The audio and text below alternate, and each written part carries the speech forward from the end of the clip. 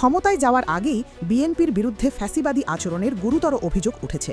রাজধানীর অন্যতম গুরুত্বপূর্ণ ধর্মীয় ও বাণিজ্যিক এলাকা বাইতুল মোকাররম মসজিদ মার্কেট ঘিরে চরম আতঙ্ক ও চাপের পরিবেশ তৈরি করা হয়েছে বলে অভিযোগ করছেন দোকান মালিক ও প্রত্যক্ষদর্শীরা। অভিযোগ অনুযায়ী বাইতুল মোকাররম মার্কেটের চারপাশের গেট তালাবদ্ধ করে দোকান মালিক সহ সাধারণ মানুষকে জোরপূর্বক বিএনপি নেতা মির্জা আব্বাসের নির্বাচনী প্রচারণায় উপস্থিত থাকতে বাধ্য করা হয়। এতে করে স্বাভাবিক ব্যবসা কার্যক্রম ব্যাহত হওয়ার পাশাপাশি সাধারণ মানুষের চলাচলেও সৃষ্টি হয় ভোগান্তি।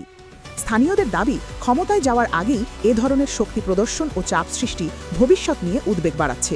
তাদের ভাষায়, এখন যদি এভাবে জনসাধারণের ওপর প্রভাব খাটানো হয় তবে ক্ষমতায় গেলে পরিস্থিতি কোন দিকে যাবে তা সহজেই অনুমেয়। এ ঘটনাকে ঘিরে রাজনৈতিক অঙ্গনে নতুন করে সমালোচনা শুরু হয়েছে। সচেতন মহল বলছে, গণতান্ত্রিক রাজনীতিতে জোর জবরদস্তির কোনো স্থান নেই।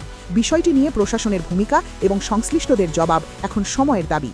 সংগ্রামী 24 নিউজ ডেস্ক, ঢাকা।